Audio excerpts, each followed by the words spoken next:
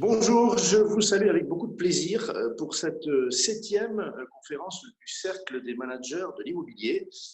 Alors, c'est la dernière hebdomadaire, c'est-à-dire que ça y est, nous sommes sortis du confinement, même si, et ce sera dit tout à l'heure, parce que ça rejoint le thème de notre débat, c'est un déconfinement progressif et donc bien des choses se stabilisent, en particulier dans la vie des entreprises et dans les modalités de travail.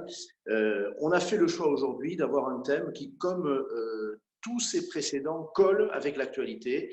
On va donc se demander si ces modalités que, sous l'empire de la nécessité, on a fait évoluer très soudainement dans les cabinets d'administration de biens, dans les agences immobilières, ont finalement modifié de manière structurelle la manière de travailler dans les entreprises de services à l'immobilier, ou si le naturel va revenir au galop et si on était dans du conjoncturel, peut-être du conjoncturel long, qui durerait encore quelques mois, mais qui ne modifierait pas fondamentalement notre vision de la manière d'apporter le service et de nous organiser au sein des entreprises. Voilà.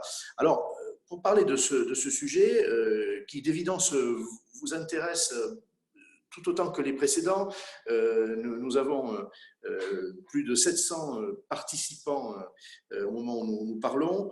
On n'a pas les scores de participation que nous avions pendant le confinement, c'est bien naturel. On a changé d'heure pour rendre néanmoins cette réunion plus attractive, y compris pour ceux qui ont repris le travail physique. Mais 700 participants, c'est considérable. Et vous savez qu'ensuite, d'ailleurs, on met en ligne ce débat et que vous pourrez le retrouver pour ceux qui ne l'auraient pas suivi sur la chaîne YouTube de l'UNIS du Grand Paris. Alors, je cite l'UNIS du Grand Paris, ce sont ces dirigeants qui ont eu, et je me suis associé avec beaucoup d'enthousiasme à cette initiative, qui ont eu l'idée de ce cercle des managers qui a vocation à ouvrir des débats de manière très écuménique, très large, avec des figures de la profession, avec les meilleurs experts. Je vais vous les présenter. On a aujourd'hui des patrons, des responsables d'entreprise, puisqu'on va parler de la manière de marcher des cabinets et des agences dans les mois, peut-être dans les années qui viennent, si bel et bien on doit acter qu'il y a eu des ruptures en quelques semaines. Je salue d'abord, ils sont ensemble. Alors, en fait, je leur ai dit, on en a deux pour le prix d'un. On a le directeur général du groupe Citia, Frédéric Chaminade, que je salue avec beaucoup de plaisir. D'autant que il est, à mes yeux, une grande vertu, c'est qu'il est diplômé de l'IPSI. Je le dis avec plaisir. C'est vrai, merci. Quelque chose pour son et puis, je dis aussi, c'est très important, là aussi, on a, en fait, en la personne de Frédéric, on en a trois pour le prix d'un, parce qu'il va nous parler du groupe Citia et de ce qu'on imagine, c'est-à-dire l'administration de biens, la transaction sous cette enseigne-là, mais aussi deux réseaux de transactions et de franchises de transactions importantes qui sont désormais dans le giron, dans lesquels il a aussi des responsabilités. Et il pourrait même parler d'ailleurs aussi d'une quatrième enseigne, qui est un réseau de mandataires. Ils ont été très présents dans les autres réunions. C'était un vrai sujet. Les indépendants, par rapport à ces évolutions, évidemment, sont une cible particulière aussi. Donc on pourra aussi parler de cette quatrième enseigne. À son côté, le directeur général adjoint du groupe Citia, qui est Stéphane Glucksmann.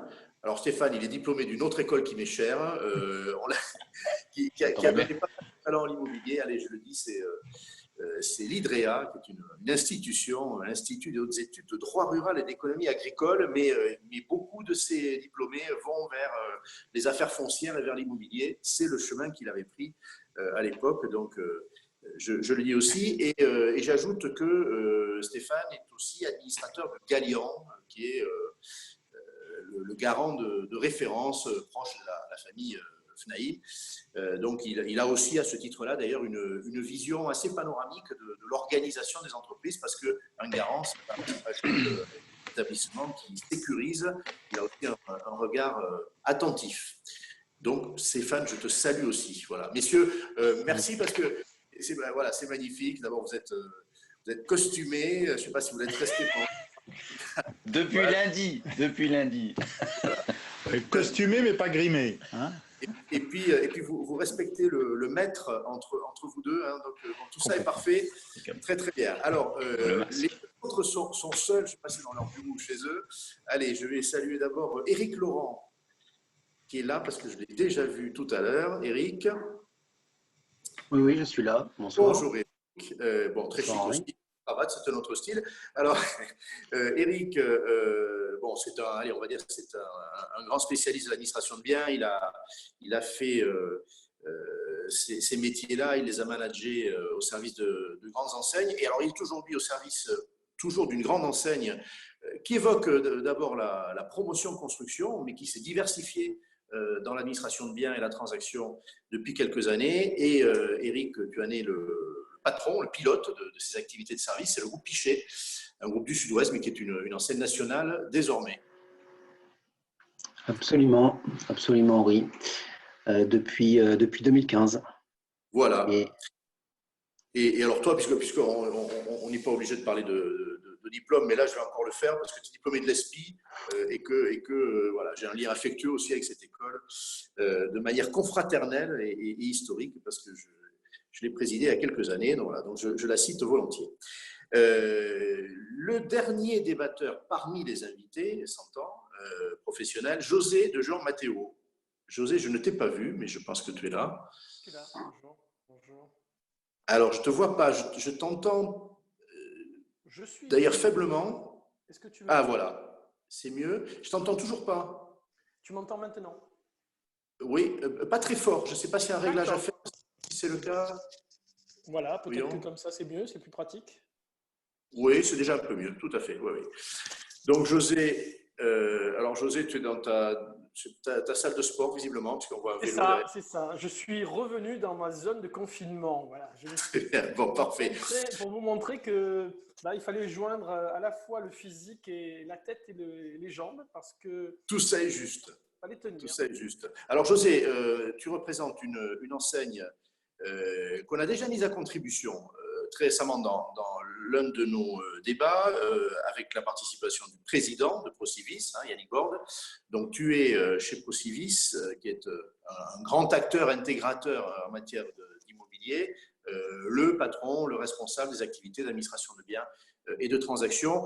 On peut évoquer la marque que tout le monde a en tête, parce que Procivis n'est pas forcément connu, mais IMO de France, c'est ce qu'on voit dans les rues de nos villes, donc on vous connaît bien, voilà, et sur les produits dérivés, si on a la chance d'en avoir. Merci beaucoup, José. Toi, je ne parlerai pas de ta formation, allez, tu es un ancien banquier, tu as une formation de financier, de spécialiste de la banque, et depuis, tu as aussi servi largement l'administration de biens, donc tu es un connaisseur. Alors, cette fois-ci, je vais aussi vous présenter un autre invité. Il n'est pas l'un des vôtres, je veux dire qu'il ne pilote pas une entreprise d'administration de biens ou de transactions. Il est à la tête d'une entreprise qui s'occupe de maintenance dans l'univers des ascenseurs et en ayant un large recours au digital d'ailleurs, une entreprise qu'il a créée, c'est Augustin Cellier. Je l'accueille volontiers. Il est le patron de Uptime. Augustin. Bonsoir. Voilà. Bonsoir, oui. Alors, Augustin, vous êtes avec nous. Bon, le seul fait d'être dans l'écosystème pourrait suffire, mais ce n'est pas ça qui s'est passé. Vous avez réalisé, vous vous intéressez évidemment à la vie de vos clients, à leur manière de s'organiser. Ce sont des administrateurs de biens et syndic de copropriété, gestionnaire locatif. Vous avez voulu concourir à ce débat en menant une enquête de terrain. Vous allez nous en présenter à l'ouverture les résultats. Je peux bien dire que sous embargo, il y a quelques heures, je l'ai envoyé à nos débatteurs. Je ne sais pas s'ils auront eu le temps de l'ouvrir. En tout cas, ils seront attentifs à ce que vous allez nous présenter et ils réagiront. Ils pourront être d'accord ou ne pas être d'accord. En tout cas, cette enquête, elle a été faite sérieusement, elle donne des éléments. Je m'empresse d'ailleurs de dire que cette enquête vous pourrez l'obtenir en vous mettant sur le site du Cercle des managers d'immobilier, qui est ouvert depuis quelques jours, et en vous inscrivant, vous recevrez l'enquête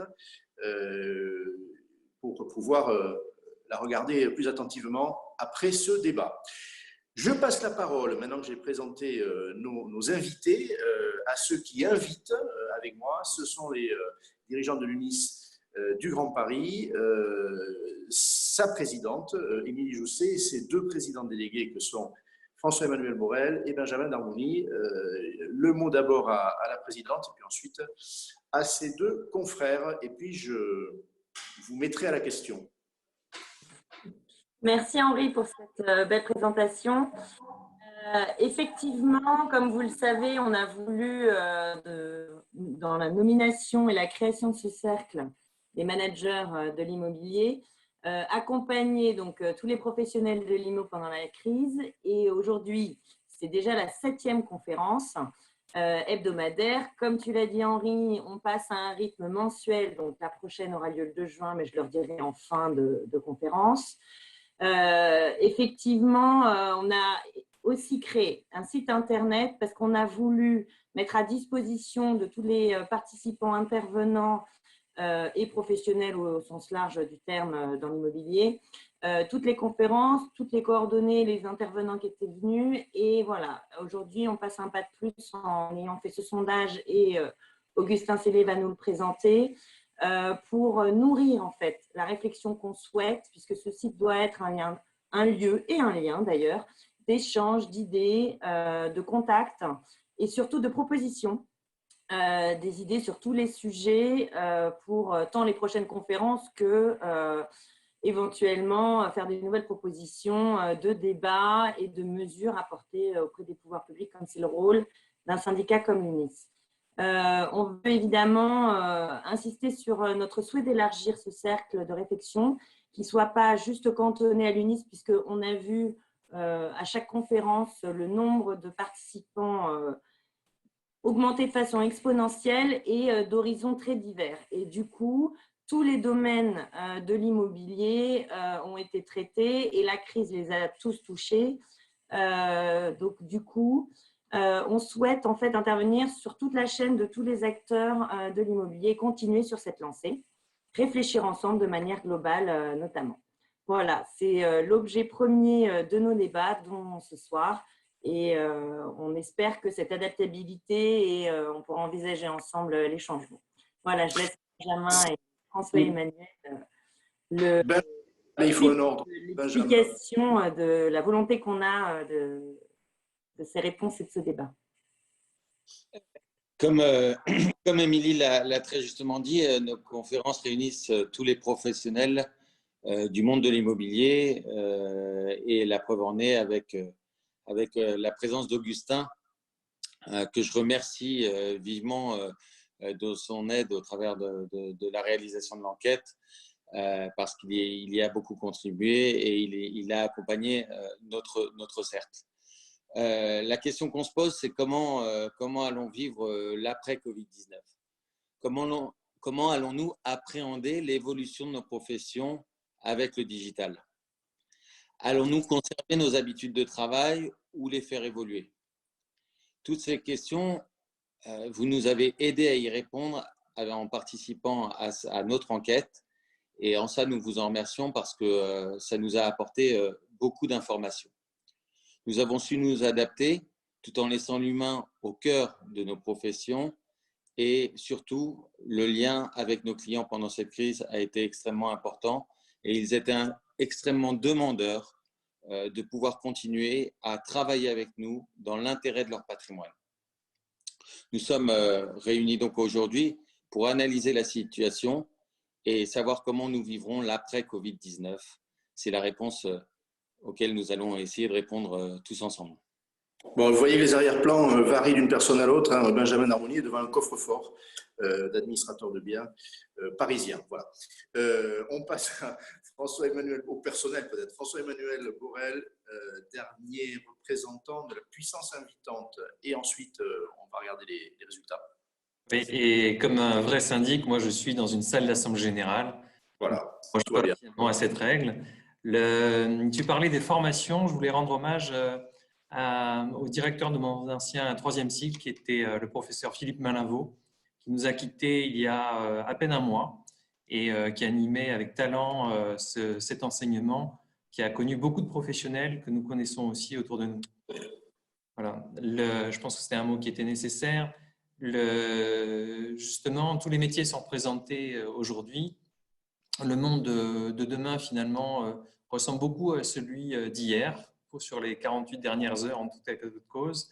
Et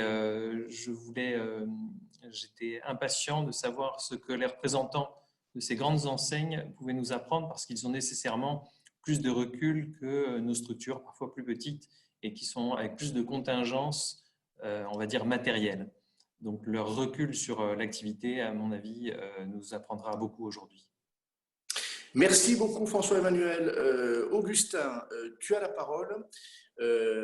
Allez, on s'est dit qu'un quart d'heure pour présenter ces résultats qui pourront être regardés attentivement ensuite, je l'ai dit, mais dont tu vas extraire les principaux chiffres, les principales données pour que le débat soit de manière très naturelle lancé et que je fasse réagir à ce qui s'est dit nos responsables d'entreprise. À toi. Merci Henri, merci à tous d'être présents et tous avec envie pour répondre aux questions qu'on se pose sur demain. Alors l'enquête, on l'a réalisée sur l'échantillon des membres du Cercle de l'immobilier. J'espère que tous voient les slides. On a eu un très bon taux de réponse. On a plus de 500 répondants sur un échantillon de 5000 personnes. Donc, c'est un excellent taux de réponse, ce qui prouve justement l'envie de chacun de se projeter dans le monde de demain et de comprendre la différence avec ce qu'il a vécu les dernières semaines et ce qu'il avait vécu avant le Covid-19. Si on regarde très rapidement l'échantillon, parmi les répondants, on a un très bon équilibre entre les ADB et la transaction. On est sur du 50-50 pile poil. Il y a un point qui est important parmi les acteurs de la transaction, c'est qu'on a une partie assez importante d'agents commerciaux qui sont indépendants sous l'enseigne d'un réseau. Donc, ils sont un peu en surpondération, ce qui pourra éventuellement biaiser certaines réponses par la suite. Après, nous avons regardé aussi la répartition en termes d'acteurs par taille, parce qu'on sait tous que envisager l'après-Covid, ce n'est pas pareil quand on est 4-5 dans un cabinet ou dans une agence ou quand on est un réseau national. On a ici des équilibres assez différents selon les métiers. En administration de biens, on est plutôt à 45% sur les petits acteurs, tandis que sur la transaction, la proportion de petits acteurs est nettement plus importante. Donc ça, c'est pour vous donner rapidement l'aperçu des répondants. Ce sont des questions que l'on a posées par Internet sur les 3 derniers jours. Donc, ça a eu lieu du 7 mai au 10 mai, donc c'est vraiment tout frais, juste avant la reprise. Alors, est-ce que les acteurs reprennent? Est-ce que les acteurs immobiliers reprennent? La réponse semble être oui, très clairement. On a 88% des répondants qui disent être ouverts là depuis hier, depuis lundi 11 mai. Donc, c'est une écrasante majorité. Et si on ajoute ceux qui ont prévu d'ouvrir en juin, on est à 92%. Donc, clairement, tout le monde reprend. Et j'oserais imaginer que tout le monde avait un peu hâte aussi de reprendre cette activité. Alors, il y a tout de même 24% des répondants qui disaient n'avoir jamais fermé. Ce qui peut éventuellement s'expliquer s'il y a certains acteurs qui ont répondu qui n'ont pas forcément de point de vente physique quand ils sont agents immobiliers et que donc l'ouverture n'implique pas forcément de recevoir tout de suite du public dans une agence ou dans un cabinet. Parmi ceux qui reprennent, et ça c'est une statistique qui nous a aussi impressionnés, il y a 75% des gens qui prévoient de reprendre à temps plein dès hier, lundi 11 mai. Donc c'est une reprise qui est très dynamique. Et là, un peu différent, avec les recommandations gouvernementales, je pense qu'on s'attendait à un chiffre un peu plus élevé. Seulement 56% des répondants prévoient de continuer à utiliser le télétravail dans le cadre de cette reprise. Donc, on envisage un retour assez massif dans les bureaux d'après ce sondage, ce qui sert déjà un peu de tremplin, je pense, à la discussion. Si on se demande après, alors les acteurs vont reprendre, mais que vont-ils faire? Quelles sont leurs priorités? Une grosse tendance qui ressort, c'est que le contact physique est encore très craint. Donc, dans les activités reprises, on a une faible reprise de tout contact avec l'extérieur. Que ce soit avec les clients, où on a un peu plus de 60% des répondants qui pensent reprendre les rendez-vous clients. Donc, il y a quand même quasiment 40% des gens qui ne pensent pas faire de rendez-vous clients dans les semaines et les mois qui viennent. Pareil pour les prestataires, on a un taux très faible de répondants qui pensent aller retourner voir leur prestataire. Autre statistique assez impressionnante, des visites de biens vides ne seraient donc effectuées que dans 63% des cas, ou envisagées dans 63% des cas, alors qu'un bien vide, on ne s'attend pas à y croiser grand monde, donc a priori le risque de transmission du virus est quand même assez faible. Les visites de biens occupés, moins de 50%, et les signatures en présentiel, pareil, moins de 50%. Donc on est sur une dynamique où la reprise a peur du contact physique. Ici, j'ai souhaité mettre en lumière une différence qui est forte entre les deux métiers, où la transaction, elle, prévoit nettement plus de reprendre ces contacts-là, où on a des taux de réponse qui sont plutôt à 80% sur certains de ces points. Je suppose qu'on peut faire une hypothèse sur le fait que ce soit lié à la structure du métier, qui implique d'être plus sur le terrain et plus au contact, je ne sais pas, ou à la priorité des différents acteurs entre les activités qu'ils souhaitent reprendre lors de ce déconfinement. Le débat nous en dira plus, j'espère.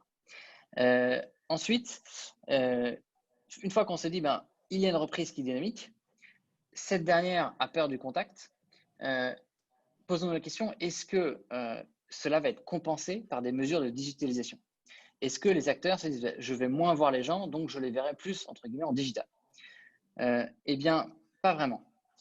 Si on regarde exactement les mêmes questions que vous avez là à gauche du slide, et qu'on met ensuite en lumière des mesures de digitalisation. La question qui était posée lors du sondage, c'était quelles mesures de digitalisation allez-vous mettre en place de manière définitive? Ce qu'on voit là, c'est qu'il n'y a pas forcément un raz-de-marée, une ivresse, une volonté forte de mettre en place ces mesures digitales pour compenser la baisse de contact. Par exemple, pour les rendez-vous clients ou les rendez-vous prestataires, l'initiative de visio avec ses clients bailleurs ou de faire des visioconférences avec ses prestataires est très peu suivie. On est à 35%, 28%. Ou alors, les visites de biens, qui soient vides ou occupées, qui sont encore pas très suivies non plus, on n'est qu'à 48% de volonté de garder la visite virtuelle définitivement ou de la mettre en place définitivement. Pareil pour les signatures. On pourrait estimer que le bail numérique, qui évite justement une signature en présentiel, soit fortement repris. Ce n'est pas le cas. On n'a que 25% qui ont souhaité l'envisager au long terme. Donc là, on a déjà un peu un aperçu qui nous dit, est-ce que le monde de demain ne va pas être un peu comme le monde d'hier, mais avec une activité plus compliquée parce qu'il y a moins de contacts. Ce qui, en soi, pour le dynamisme économique, n'est pas forcément rassurant. Ensuite, nous avons souhaité faire deux points de focus parmi les réponses qu'on a reçues sur les deux métiers. En transaction, ce qu'on a pu voir, c'est qu'on avait des taux de réponse positive sur les mesures de prévention dans la rouverture des bureaux et les mesures de digitalisation qui étaient nettement plus bas qu'en administration de biens. Alors, est-ce que c'est parce que les acteurs sont justement plus petits en majorité? Est-ce que c'est lié à la structure du métier? Pareil, je pense que ce sont des questions ouvertes, mais on voit très clairement, par exemple, que le télétravail ne pense être continué qu'à 45%, ou que la dématérialisation de la comptabilité n'est considérée comme indispensable que dans 20% des cas, ce qui évidemment paraît assez faible compte tenu du contexte. Côté administration de biens, la tendance qu'on a pu ressortir, c'est un certain fossé entre ceux qui pensent digitaliser et qui vont y aller sur de très nombreux thèmes, et ceux qui ne semblent pas, parce qu'on est plutôt sur une sorte de 50-50 parmi les répondants. Donc, on aurait une partie des ADB qui pousserait fortement la digitalisation, la dématérialisation des différents flux, et une autre qui ne serait pas encore dans cette tendance, Et ça, peut-être que demain, ça fera un fossé fort entre les différents acteurs, ceux qui seront devenus plus digitaux et d'autres non. Donc là, on le voit bien sur des questions et des réponses qui sont spécifiques aux ADB, comme le paiement dématérialisé des charges de copropriété, comme l'enregistrement des extranets de copropriété. On est encore sur des réponses qui sont eh bien à 60-40 ou à 50-50. Donc, on n'a pas d'unanimité sur le fait que ces mesures soient indispensables. Ce qui, une fois de plus, compte tenu du contexte et un peu de l'ivresse que l'on voit dans les médias et dans les différents débats sur le télétravail va complètement redéfinir notre façon de travailler demain, ben, ça ne se voit pas, on va dire, dans les réponses au sondage. Et enfin, un dernier point qu'on a voulu mettre en lumière parce que c'est la question de nombreuses personnes, notamment des clients finaux. Que va-t-il se passer pour les âgés? Eh bien, pour les âgés, si on prend l'échantillon ADB, nous avons quand même presque 40% des acteurs qui, à ce stade, ne les planifient pas. Donc, ne les planifient pas encore, même en 2020, n'envisagent pas forcément de les faire d'ici la fin de l'année civile.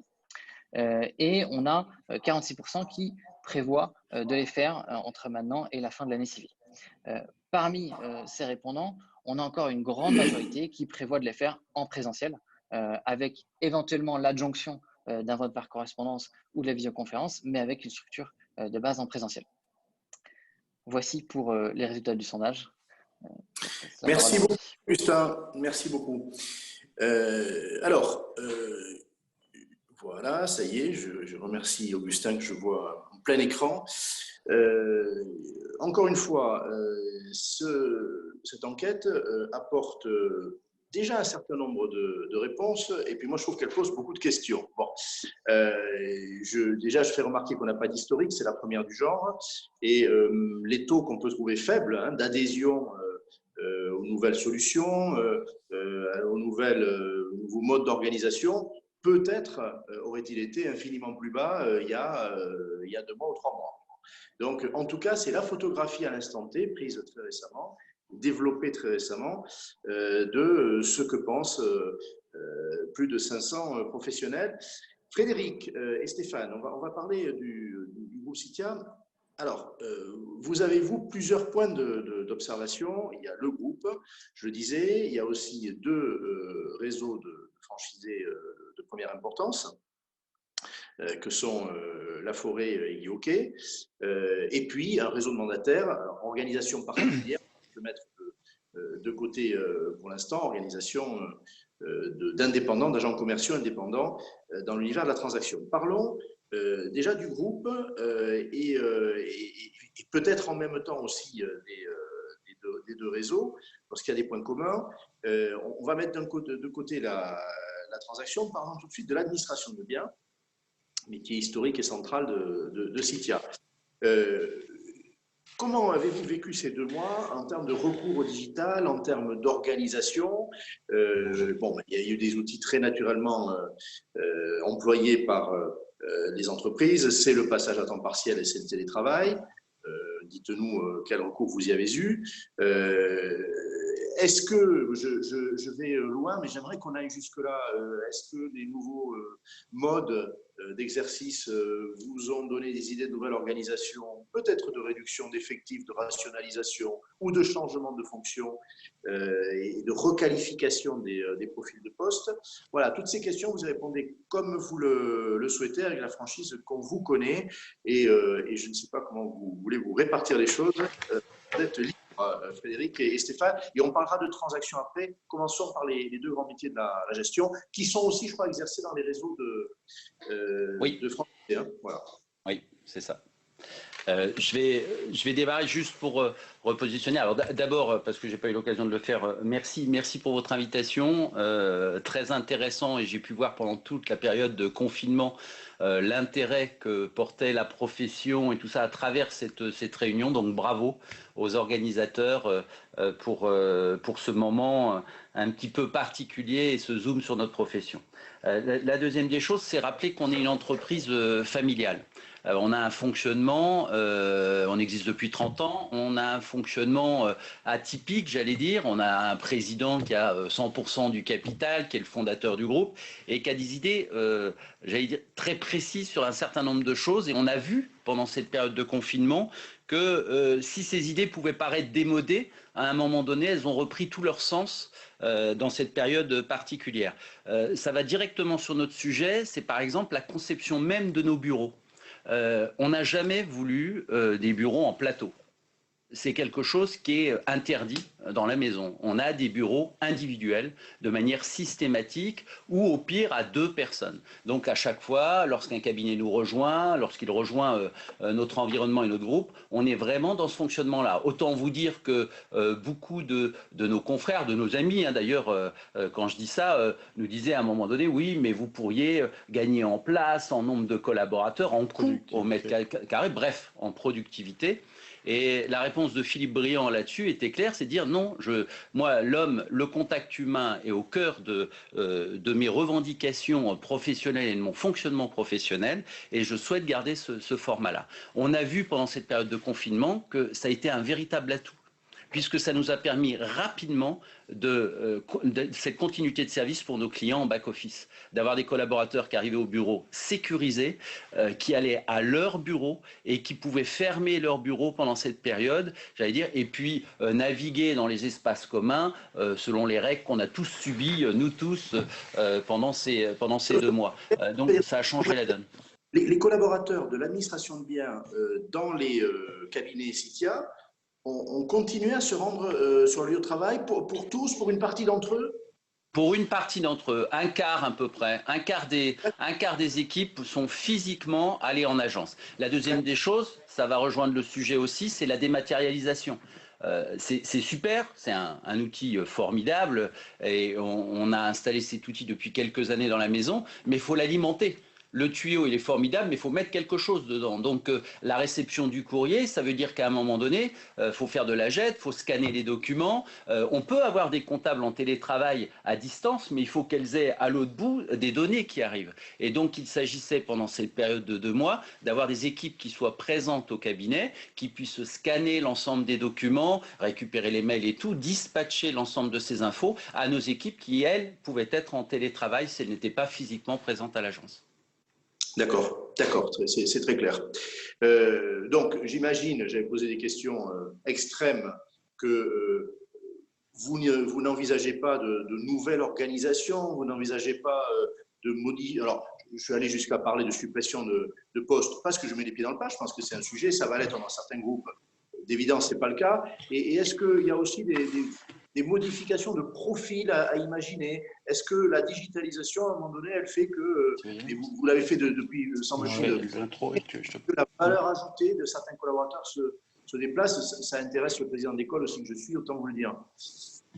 Alors, sur la période, tout ce qu'on constate, d'abord, on en sort à peine. Hein, on a 48 heures de recul. Donc, j'allais dire que même avec l'inertie du fonctionnement des 2 mois, on est encore en période de confinement sur un certain nombre de choses. Je pense qu'on n'a pas déconfiné à fond, même si la volonté est bien là, et on en parlera certainement au niveau commercial, où là, on a le côté fougueux du commerce qui revient. Et c'est vrai que dès hier matin, on avait un retour un peu fulgurant de la part des équipes en disant on en veut et tout ça. Sur l'ADB, il y a une forme d'inertie dans ce fonctionnement-là. Ce qui est certain, c'est que cet outil tout ce qui est dématérialisation a été accéléré pendant cette période. Nous, très clairement, à notre niveau, on voit que l'utilisation, et c'est normal et c'est logique, hein, l'utilisation de l'extranet par nos clients décuplée. Mais quand je dis décuplée, c'est juste incroyable puisqu'on est à 4 fois le taux de consultation habituel. Donc on est environ sur une année, je reprenais les chiffres ce matin pour avoir des choses précises à vous donner, on est à 1,2 million de consultations de l'extranet, hein, Citia par les clients, et là sur ces 2 mois on a fait 400 000 connexions. Et avec des durées de connexion, on voit que les gens ont pris le temps, les clients ont pris le temps de regarder leurs documents, de rentrer dedans, donc appréhender et s'approprier encore un petit peu plus l'outil numérique qu'on met à leur disposition. L'utilisation de la JET pour nos équipes, très important aussi, l'OCR et tout ça, là il n'y avait pas le choix. vous savez, il y a une phrase qui dit on va à la vitesse du plus lent de ses wagons. Évidemment, on a aujourd'hui 200 cabinets en France. On a des cabinets qui ont récemment rejoint l'entreprise et qui n'étaient pas encore arrivés à ce niveau de dématérialisation qu'ont d'autres de nos structures. Et il se trouve que cette occasion, ça a été l'occasion du rattrapage, quoi, très clairement, parce que là, il y avait un côté inconditionnel. Il fallait absolument avancer dans cet environnement-là. Et sur le dernier point, le commerce n'a pas été affecté, il le sera plus demain. On a la signature du bail en électronique, oui, j'ai vu dans l'enquête, je regardais ça d'ailleurs évidemment avec beaucoup d'intérêt. C'est quelque chose qu'on a mis en place il y a 1 an. C'est très utilisé. Aujourd'hui, on a 90% de nos baux qui sont signés de manière électronique. Et évidemment que ça va accentuer ça. On a pareil pour les compromis à la vente. Évidemment que ça diffuse cette volonté, cette simplicité, moins de papier, moins d'échanges. Et puis l'outil qu'on est même en train d'utiliser en ce moment, de ma vie, en 2 mois, je n'ai jamais fait autant de visio. Et pourtant, je suis un adepte de l'outil. Mais là, c'est 2, 3, 4 fois par jour. Et c'est vrai qu'on appréhende de plus en plus cet outil et on se l'approprie aussi. Mais voilà, ça intensifie vraiment ces usages-là. Est-ce que ça va rester dans le temps? Oui, je pense qu'on prend des habitudes là-dessus. Il y a une vraie facilité tant qu'on considère que c'est un outil et que ça vient bien en complément du principal qu'est la relation humaine. Juste une question pour bien comprendre. Quand tu parles d'extranet, il s'adresse aux copropriétés, et d'ailleurs au terme de la loi maintenant, mais il va aussi vers vos bailleurs ou vers vos clients acquéreurs. Qu'est-ce que c'est l'extranet chez Citia? Oui, locataires, propriétaires, acquéreurs, vendeurs. C'est vraiment la plateforme de consultation de leurs documents juridiques, d'échange de messagerie, d'informations d'ailleurs immobilières au sens large. Oui, tout à fait. D'accord. Et là, toi, tu dis que, bon, bien sûr, il y a eu une explosion des consultations. On pourrait dire, parce que les clients n'avaient que cette voie-là, parce qu'ils avaient le temps et qu'ils pouvaient s'attarder sur leur compte leur compte rendu de gérance, par exemple, ce sont les bailleurs, ils ont un peu plus de temps. Ou est-ce que, d'après toi, vous allez vite le voir, je te demande juste de l'anticiper, il va rester sur le réflexe d'aller vers l'extranet Citia alors qu'on l'avait 4 fois moins? Le paiement, rien qu'un exemple, le paiement dématérialisé. Oui. J'ai vu dans l'enquête, on abordait le sujet, très bien. C'est peut-être l'atout le plus humain dans le fonctionnement de ces 2 mois, c'était ça. Il faut penser à la personne qui a une difficulté de mobilité. Dans ce confinement, on sait que les personnes âgées étaient à préserver. Il s'agissait qu'elles ne sortent pas de chez elles. Et pour autant, on peut imaginer pour une personne âgée la volonté absolument d'être à jour, de régler ses charges, d'être impeccable. Et on a ça, évidemment, dans toutes nos provinces et tout. Donc, il y avait des gens qui appelaient et qui étaient vraiment en urgence là-dessus, en disant, ben voilà, comment je peux faire pour régler. Mais donc, si je poste mon règlement, et la dématérialisation du paiement a répondu à et ça va rester. Je pense qu'une fois qu'on a ouvert quelque chose, c'est comme sa banque, une fois qu'on a commencé à prendre l'habitude, ça n'empêche pas d'appeler son banquier. Mais dès que ça, j'allais dire, on a 80% des bouteilles qui arrivent droites et celles-ci, on peut les gérer dans un environnement numérique. Dès que j'ai un souci particulier, dès que j'ai là, j'appelle quelqu'un, j'ai besoin d'un contact humain. D'accord, c'est clair. Stéphane veut peut-être compléter. Oui, pardon. Certaines choses. Je m'arrête. Transaction, parce que transaction, je vais relancer là-dessus et on le voit très bien dans l'enquête. De vraies différences de rapidité de reprise et de rapidité de reprise de contact physique dans l'univers qu'on va qualifier de commercial, c'est-à-dire location ou vente. Est-ce que vous l'éprouvez aussi? Frédéric a dit qu'il y a une impatience chez les commerciaux. Ça ne s'exprime pas de la même manière sur les autres postes. L'impatience, on l'a retrouvée effectivement. On a vu les demandes de contact exploser ces dernières semaines au fur et à mesure que l'on arrivait vers le 11 mai. On avait, comme Frédéric l'a dit tout à l'heure, pas mal de présentiel, 25% de nos collaborateurs basés sur le volontariat, j'insiste bien là-dessus. Les hypocondriaques sont restés chez eux, les gardes d'enfants sont bien sûr restés chez eux, mais les patrons qui étaient en poste ont géré, préparé notre entrée. Ce qui fait que lorsque les collaborateurs de la location ou de la transaction sont arrivés hier matin, ils avaient des programmes de candidats déjà étudiés, enfin des candidatures déjà étudiées et des rendez-vous déjà fixés. Donc le commerce est parti très vite, très vite hier. On a fait un petit web avec les équipes pour les saluer, leur donner 2-3 priorités de fonctionnement. Et très vite, dès hier, le compteur a commencé à s'affoler, que ce soit sur la location comme sur la transaction. Il y avait une vraie impatience de la part de nos collaborateurs, et on peut le comprendre, compte tenu du mode de règlement, de rémunération de nos collaborateurs. Bien sûr qu'il y a une impatience à retravailler. Et puis, on sait que par essence même, les négociateurs sont des gens de commerce, des gens de contact. Et ce n'est pas confiné chez eux qu'ils ont assouvi ce besoin de contact. Donc, ils avaient on sentait la pression monter. On les avait au téléphone régulièrement. Est-ce qu'on peut revenir? Est-ce qu'on peut y aller? Donc ça, c'est sûr. Mais de la part des contacts, c'est impressionnant, les centaines et les centaines de contacts par cabinet que l'on avait. Parce que, en fait, on a eu 2 mois, mais pas 2 mois d'arrêt complet. Il y a quand même eu des gens qui avaient besoin de bouger, des mobilités. Le confinement a bouleversé un paquet de choses, hein, les besoins de changement, on le lit partout. Et donc, nos clients nous attendaient et nous étions prêts. Vous avez fait, et surtout, est-ce que vous étiez équipé pour ça? Est-ce que vous l'aviez par le passé fait des visites virtuelles? Et est-ce que vous comptez, est-ce que les négociateurs, en vente ou en location d'ailleurs, comptent majorer leur recours aux visites virtuelles? Ou est-ce que vous dites, c'est un moyen, c'est une amorce, mais très vite, il faut en revenir à des contacts physiques, comme le disait Frédéric?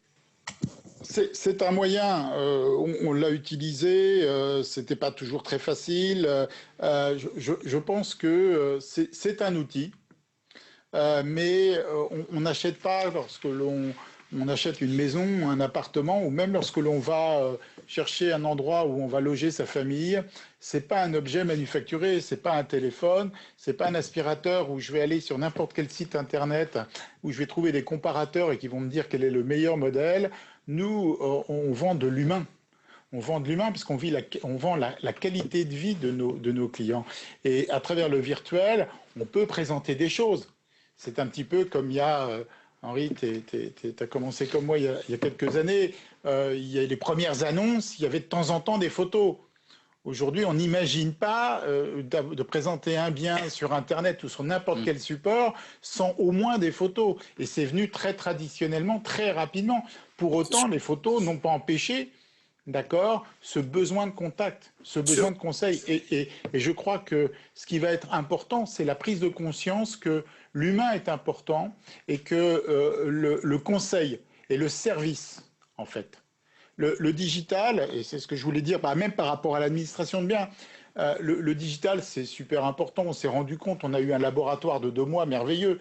On va pouvoir faire progresser nos outils, mais de façon extraordinaire. Parce que pendant 2 mois, on a testé tous les produits. L'extranet, l'intranet, tous nos produits de communication ont été poussés à l'extrême. Bon, maintenant, on va en tirer des enseignements, on va modifier un certain nombre de choses, mais le digital, ça n'est qu'un outil pour que l'on puisse effectivement mettre du monde au contact de nos clients. C'est ce qu'ils attendent de nos clients. L'Assemblée générale virtuelle, est-ce que Citia, je ne sais pas comment vous aviez accueilli cette faculté qu'avait donnée la loi Elan, on n'a pas encore tous les textes, ils ont été retardés. Est-ce que demain, alors vous avez dû faire peut-être des conseils syndicaux par voie virtuelle? Oui, on a fait. C'est ça. Conseils syndicaux. Rencontre avec les fournisseurs aussi, peut-être, c'est ça Conseils syndicaux, visite, vérification de compte. Ça aussi, oui. Donc on est prêt on est vraiment prêt à convoquer. Bien sûr, des rencontres avec des prestataires. D'accord, ça c'est très utile, mais il n'empêche qu'en ce qui concerne l'Assemblée générale, on va voir comment ça va être accueilli par nos clients, comment on va pouvoir les gérer. Il reste beaucoup de zones d'ombre, comment on va gérer la prise de parole. comment on va gérer les dysfonctionnements techniques qui peuvent apparaître, et on sait tous qu'à travers une visio ou autre, on peut avoir des soucis techniques de micro ou de son. Et dans ces cas-là, quel recours on va ouvrir? Et nous, ce que l'on cherche avant tout, c'est la sécurisation de nos clients, la sécurisation du parcours. Une assemblée, il n'y en a qu'une par an, c'est un moment important. Et donc, il faut qu'on puisse y consacrer du temps. Donc, on va bien entendu, les outils techniques, ils sont prêts. Ça, ce n'est pas la difficulté. Il faut maintenant qu'on accompagne ces outils techniques à l'évolution juridique et puis à la vraie demande de nos clients. Stéphane, deux dernières questions dans ce premier temps au moins. Passage à temps partiel, vous n'y avez pas eu recours ou pour partie? Alors, je parle de Citia, mais peut-être aussi, je suis sûr que tu es au courant, dans les réseaux de franchisés, est-ce qu'il y a eu du temps partiel en administration de biens? Alors pour Citia, je réponds et puis Frédéric va vous parler des réseaux. Oui. Pour Citia, on a bien entendu utiliser aussi du temps partiel parce qu'on s'est rendu compte qu'il arrivait un moment où effectivement, comme l'a souligné Frédéric, on peut avoir des limites. C'est-à-dire qu'il y a des moments où il faut des documents qui ne sont pas encore obligatoirement scannés. On fait beaucoup de reprises de cabinet, tout n'est pas obligatoirement sur la GED, qu'il faut des factures. Et quand un comptable a fini ses redditions au 31/12, qu'on a fini, aujourd'hui on est à plus de 90% de nos immeubles au 31 mars qui sont arrêtés, il est évident que tu ne peux pas maintenir, heureusement le déconfinement est arrivé, donc il va y avoir d'autres tâches pour nos comptables, mais sinon il serait arrivé un moment où ils auraient manqué de travail. Bien sûr, c'est clair. Et Frédéric, dans les réseaux de franchisés, pilote aussi, il y a eu un recours au temps partiel? Oui, dans les deux réseaux, il y a eu un recours au temps partiel sur les équipes commerciales. On a un réseau La Forêt où il y a l'administration de biens assez présente, donc qui s'est rapproché assez de notre fonctionnement et de notre organisation avec du back-office. Mais pour tout ce qui était vente et location, ça a été du temps partiel. Chez Guy Hockey, où leur structure commerciale est plus basée sur des indépendants, des agents co, là évidemment, c'est des gens qui ont continué de chez eux à avoir cette relation client et à œuvrer le plus possible en attendant la fin du déconfinement. Et en parallèle avec ça, sur ces équipes commerciales, évidemment, on a profité de ces 2 mois pour faire toutes les formations qui vont bien et faire le rattrapage là-dessus pour certains. Bien sûr. Pour finir, télétravail, est-ce que ça avait déjà une réalité? Est-ce qu'il y avait une petite proportion de télétravailleurs, au moins 1 ou 2 jours par semaine? Je n'ai pas l'impression que ce soit la philosophie quand je traduis vos propos à tous les deux. Les vieux réacs. Les vieux réacs, ouais. Ça nous fait passer, on est des vieux réacs, hein. C'est pas possible ça. Et qu'on ne se raconte pas d'histoire, donc c'est pour ça que c'est très bien que vous soyez. Non, mais c'est vrai, Henri. Non, mais tu as raison. Et non, c'est pas du tout dans notre ADN. Le télétravail n'est pas du tout dans notre ADN.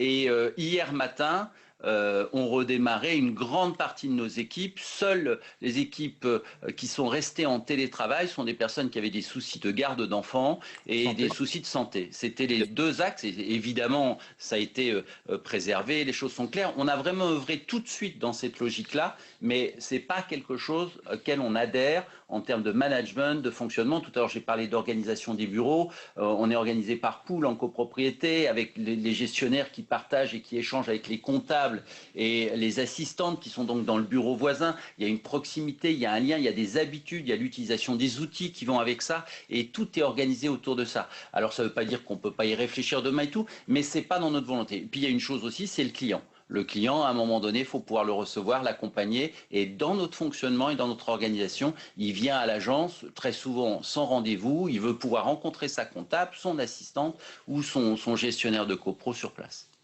C'est clair. Merci beaucoup. Je reviendrai vers vous ensuite. Allez, Éric Laurent. Voilà, c'est à José, je vais demander un peu de patience. Il y a toujours un dernier dans une série d'interventions. Éric, réaction au résultat de l'enquête par le patron d'Uptime, d'une part. Peut-être un petit mot d'ailleurs, je disais tout à l'heure que Pichet, ça évoquait la promotion. Est-ce que tu peux nous dire la place que vous tenez aujourd'hui sur l'administration de biens et la transaction que tu anime. Et puis ensuite, ton regard aussi sur ces évolutions. Qu'est-ce que vous avez fait comme évolution au cours de ces 2 mois, beaucoup passionnément? Qu'est-ce qui va en rester en termes structurels dans vos cabinets ou dans vos agences? Merci Henri, bonsoir à tous. Merci de l'organisation de cette 7e conférence. Je vais déjà commencer par répondre à la première ou la dernière de tes questions. Concernant l'organisation du groupe Pichet, tu l'as rappelé tout à l'heure, on est avant tout un groupe de promotion, ce que je rappelle à mes collaborateurs au quotidien, même si la filiale de l'administration bien, depuis 17 ans maintenant, a pu prendre sa place au sein du groupe. C'est un groupe qui existe depuis 30 ans et qui s'est développé autour du sud-ouest essentiellement et dans la zone sud-ouest et qui s'est étendu, en tout cas dans une partie des régions de la France. L'activité de l'ADB, c'est une des 5 filiales. C'est un groupe qui s'est diversifié. Je ne vais pas être trop long sur le sujet qui n'est pas forcément le sujet central de notre discussion ce soir.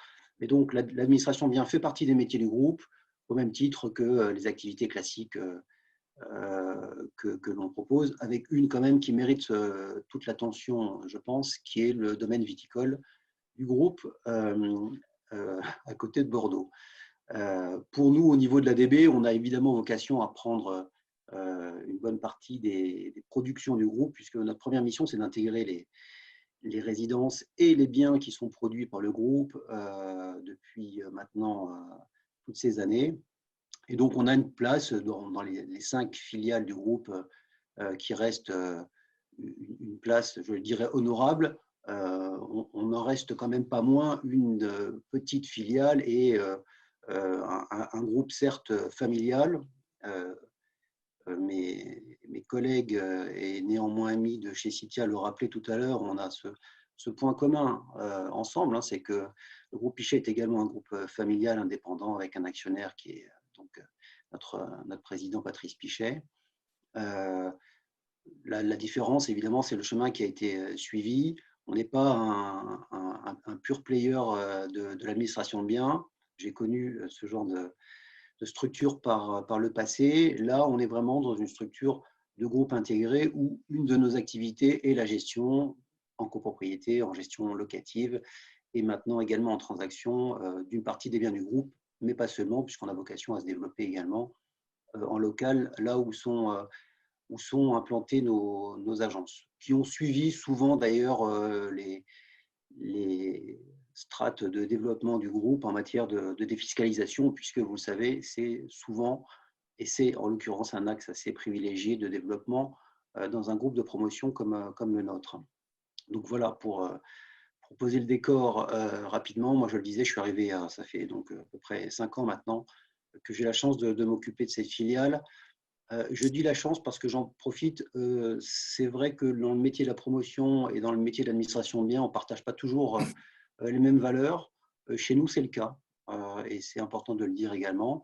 Et ça me permet également de me retrouver avec mes confrères, puisqu'on parle du même métier, quelle que soit la taille, hein, puisque là, on voit que ce soir, on a quelques poids lourds du métier, mais pas seulement. Et je crois qu'il est important aussi, lorsqu'on évoque les sujets dont on parle aujourd'hui, de se mettre à la place de toutes les tailles et de toutes les structures, y compris d'ailleurs aussi de bien faire la différence.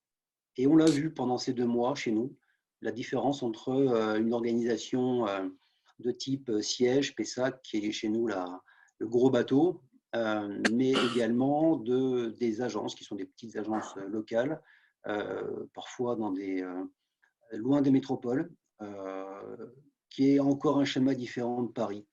Dans lequel, évidemment, le mode de fonctionnement ces dernières semaines a été différent du reste, et dont le mode de fonctionnement, d'ailleurs, depuis hier, est également différent de ce que l'on peut voir en termes de reprise et de déconfinement, puisque, en effet, les équipes, comme la plupart de mes confrères parisiens, ont rarement la possibilité d'habiter dans Paris, et vous savez bien à quel point la difficulté de se déplacer en Île-de-France est un sujet qui prend tout son intérêt d'ailleurs dans ce qu'on a pu vivre là, depuis cette semaine, en termes de méthodologie. Pour en venir à l'autre question, Henri, qui était un peu comment les choses se sont passées finalement ces dernières semaines. Beaucoup de parallèles avec ce qui a été expliqué juste avant. Pour moi, l'idée centrale, c'est que finalement, s'il y a un enseignement à tirer de tout ça, chez nous, c'est que notre ADN n'est pas non plus porté. Stéphane et Frédéric, vous ne serez pas les deux seuls réacs de la soirée, peut-être. C'est une bonne nouvelle. On n'est pas non plus porté vraiment sur le télétravail. Ce n'est pas l'ADN du groupe. D'accord. Le fonctionnement est assez proche de ce que l'on connaît traditionnellement dans ces métiers de l'administration de biens, c'est-à-dire en gestion, le gestionnaire, l'assistante, la comptable. Et donc, on a pu voir que sans préparation, et alors que ce n'était pas un modèle qui était un modèle que nous souhaitions voir fleurir et se développer, le télétravail spontané, puisque tout ça s'est quand même passé très vite, il faut se rappeler le contexte dans lequel on est tous partis avec nos ordinateurs sous le bras pratiquement du jour au lendemain, et on s'est retrouvés à la maison en train de travailler, ou plutôt en train de se demander comment on allait travailler. Puisque finalement, et c'est peut-être ça aussi qu'il faut soulever comme question aujourd'hui intéressante, c'est que qu'est-ce qui se serait passé si on avait pu préparer les choses en amont? Ça n'a pas été le cas, ce qui veut dire que et la préparation, l'organisation et la mise en œuvre, tout ça s'est fait à distance. Ce qui ne manque jamais de poser quelques difficultés en termes de communication. Moi, j'ai vu beaucoup ce sujet pendant cette semaine. Alors certes, on n'a jamais autant communiqué, mais en même temps, on n'a jamais dû faire autant d'efforts pour bien communiquer dans la pédagogie de ce qu'il fallait expliquer, puisque précipitamment, on a mis en œuvre des structures pour permettre de continuer à travailler, et on a continué à travailler. Ce qui est une des différences d'ailleurs de la filiale que je représente dans le groupe, c'est que vous comprenez bien tous que sur les activités de promotion immobilière qui sont liées directement au bâtiment, l'arrêt a été brutal et définitif. Les activités commerciales, de la même manière, bien sûr, ont été stoppées. L'activité de l'administration de biens, elle a continué. Et elle devait continuer, puisque, comme vous tous, on s'est retrouvés avec les échéances en plus. Très vite, on a eu l'échéance, le hasard a voulu, ou le destin a voulu que ça soit 15 jours avant les appels de fonds trimestriels du deuxième trimestre. Et il a donc bien fallu préparer tout ça pour pouvoir les adresser à nos clients. Et là, bien sûr que la dématérialisation a permis de faire ce qu'il n'aurait pas été possible de faire autrement. Nous, on a un système en plus particulier, c'est que la plupart de nos services comptables sont regroupés au siège. Donc, on a un contact qui est très centralisé, donc très dématérialisé, avec des envois qui sont évidemment digitalisés pour la plupart, et des paiements que l'on souhaite et que l'on espère d'ailleurs dans l'avenir. Ça sera probablement des pistes d'amélioration, voire augmenter en termes de flux dématérialisés, parce que là, par contre, on a bien vu la limite du chèque. Oui. C'est que, comme ça a été rappelé aussi tout à l'heure, les chèques, il faut pouvoir les encaisser sur place, comme si on veut alimenter la GED, il faut pouvoir scanner les factures. Mais encore faut-il que les chèques arrivent. Et là, on a eu quelques mauvaises surprises de retard. Et une des caractéristiques de cette période, ça a été quand même une envolée assez notable des impayés, que ce soit en copropriété d'ailleurs comme en gestion locative, et donc des difficultés pour nos clients dans certains cas, puisque les propriétaires bailleurs ou les investisseurs qui comptent sur les rentrées de loyer pour financer leurs acquisitions, leurs biens en défisque notamment, il a fallu faire quelques j'allais dire, manipulations et s'assurer de faire en sorte de pouvoir avancer les paiements avec les mécanismes de garantie que vous connaissez. Donc, ça n'a pas été très simple de ce point de vue-là.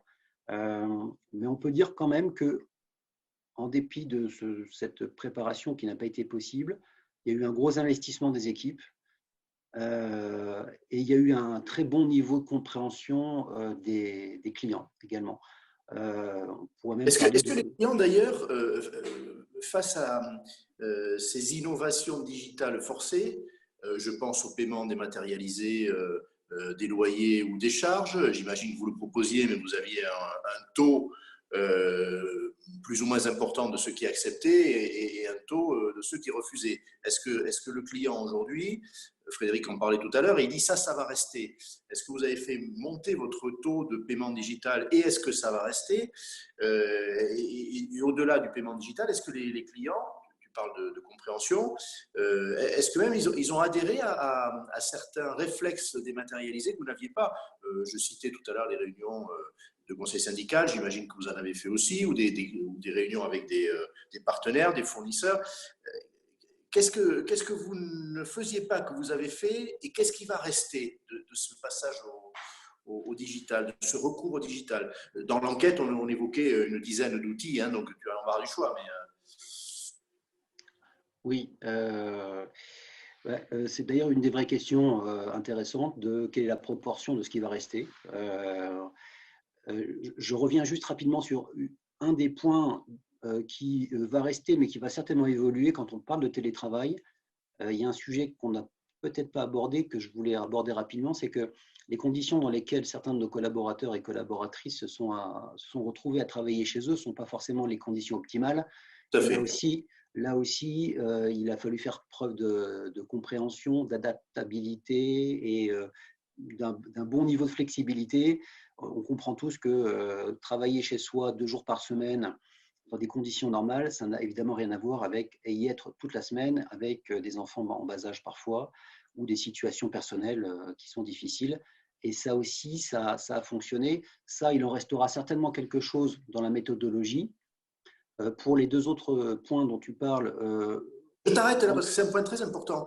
Tu dis, on s'est aperçu, plus ou moins, hein, selon la transparence des personnes, elles parlent ou elles ne parlent pas, on les connaît plus ou moins bien, que certains ne travaillent pas dans des bonnes conditions. Ça peut être, oui, des enfants en bas âge, et puis la pièce qui manque, hein, il n'y a pas le bureau, il n'y a pas… Bon, quels enseignements tu en tires de ça? Est-ce que tu veux dire que finalement le télétravail va se heurter à ce problème-là, que certaines personnes, parce qu'elles ont envie de télétravailler, ben, elles vont déménager? Il y a toute une discussion sur ce sujet-là et on n'a pas fini de faire des colloques là-dessus. Comment tu vois ça? Est-ce que ça va être un frein ou est-ce qu'il va y avoir des adaptations qui vont permettre le télétravail dans une certaine proportion à l'administration de biens, bien sûr? Je pense que ça va faire progresser les choses dans les 2 sens. Entre ceux qui étaient très télétravail et qui ont compris quelle était la limite parfois, parce que c'est vrai que c'est très bien, on a tous beaucoup télétravaillé, ça a été efficace, mais il faut bien reconnaître que par moment, le contact entre les équipes, le partage de l'information, la communication, ou même le simple fait de vouloir s'assurer qu'un certain nombre de choses ont bien été faites et que tout le monde le comprenne en même temps, tout ça, ça s'est heurté parfois à des difficultés que l'on n'a pas en présentiel dans la vie réelle. Donc, il y a cet aspect-là qui va montrer les limites d'un côté d'un système, et puis de l'autre côté, certainement repousser des limites de ceux qui se disaient bah non, finalement, télétravailler, c'est pas très pratique, ou la visio, et là, j'en parle vraiment, même pour moi, hein, j'en ai tiré des enseignements à titre personnel. Je n'étais pas toujours très convaincu que la visio pouvait apporter quelque chose, et j'ai radicalement changé d'avis. D'ailleurs, je pense que si on doit aussi tirer un enseignement philosophique de cette période-là, je n'ai jamais autant changé d'avis en 2 mois que ces dernières semaines. Je ne me suis jamais autant trompé non plus que ces dernières semaines sur des sujets sur lesquels le vendredi, on prenait une décision qui nous paraissait pleine de sens et on s'apercevait 3 jours après que finalement, ça n'apportait pas grand-chose ou qu'il fallait l'amender. Donc, il faut beaucoup d'humilité aussi par rapport à ça dans nos organisations. Donc, non, je pense que les personnes qui auront fait cette expérience du télétravail vont forcément retirer quelque chose dans un sens ou dans l'autre. Vous êtes au travail, si demain on demande à toi, à Rémi Hérard, votre directeur général, ou à votre patron, à Patrice Pichet, s'il y a, je ne sais pas moi, 3% de vos effectifs à l'administration de biens, qui vous demande le télétravail, vous direz oui ou vous direz c'est pas la culture, on n'a pas envie? Après, il y a une question de Benjamin d'Harmonie que je rassure, je sais qu'il y a une question à te poser. Le débat va certainement s'ouvrir parce que je pense que c'est un excellent outil s'il est utilisé avec justesse, avec parcimonie et avec des moyens adaptés. Je prends juste un autre exemple, d'ailleurs, pour illustrer mon propos. On a vu aussi les limites, tout simplement parce qu'il y a déjà, tu parlais de la pièce de travail, ben, il y a les outils. Pour certains, c'était compliqué parce que on ne voyait pas un collaborateur partir avec son ordinateur, sa tour centrale d'ordinateur. S'il n'avait pas d'ordinateur portable, c'est un sujet. Mais pire, j'ai des collaborateurs qui sont dans des zones blanches, donc ils n'ont pas Internet. Donc là, à partir de là, alors c'est une minorité, hein, bien sûr. Oui, mais la fracture numérique, ça reste un sujet, c'est important que tu le dises, tu as raison. Et ceux-là, évidemment, on s'est retrouvés quand même dans des situations difficiles parce que vous ne pouvez pas leur dire bah, écoute, toi, tu reviens au bureau parce que tu ne peux pas télétravailler, parce que pour certains, ça n'était tout simplement pas possible. Voilà. Pour autant, certains, sur les bases du volontariat, mais également de la nécessité, ont dû revenir au bureau, et ça s'est très bien passé pour exécuter un certain nombre de tâches. Parce que tout simplement, on ne pouvait pas les faire autrement qu'au bureau. S'il s'agit d'éditer des listings impayés, j'y faisais allusion tout à l'heure, on comprend de la même manière que les piles de factures qui arrivaient nécessitaient, quand ce n'est pas des envois dématérialisés, d'être scannés pour être dématérialisés dans la GED, ou que les chèques, j'en parlais, doivent être encaissés. Je réponds rapidement à la question que tu m'as posée. On a communiqué beaucoup au niveau des clients concernant la dématérialisation des paiements, les flux de paiement. Ça a été bien entendu. Et la vraie question, mais je ne peux pas y répondre ce soir, j'espère que ça va servir parce que c'est toujours une bonne nouvelle et nos amis banquiers se réjouiront d'avoir moins de chèques, déjà pour nous, mais également en termes de traitement derrière. Les encaissements de chèques restent aujourd'hui, notamment plus en copropriété qu'en gérance locative. Au niveau des locataires, on a beaucoup plus de paiements en prélèvement ou en virement, mais le chèque d'un côté et les communications d'adresse mail et les envois de tous les documents en démat probablement ont très nettement progressé de 10-20% sans aucun doute. Est-ce que le pli est pris? Je ne sais pas. On peut prendre le pari que pour une bonne partie, oui, y compris sur la rapidité des traitements et la sûreté que ça peut présenter. En tout cas, on a bien l'intention de militer pour que ce genre de comportement puisse permettre de faciliter les échanges et de limiter également les tâches, entre guillemets, dites ingrates. Bien sûr. Ça permet de gagner la productivité, mais pour les clients, je pense que ce n'est pas neutre non plus. Et je parlais aussi de changement de profil.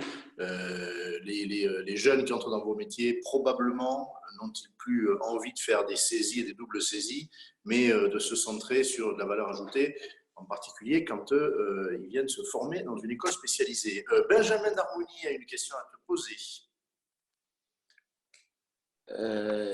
Eric, est-ce que tu ne penses pas que le télétravail a forcé à l'efficacité?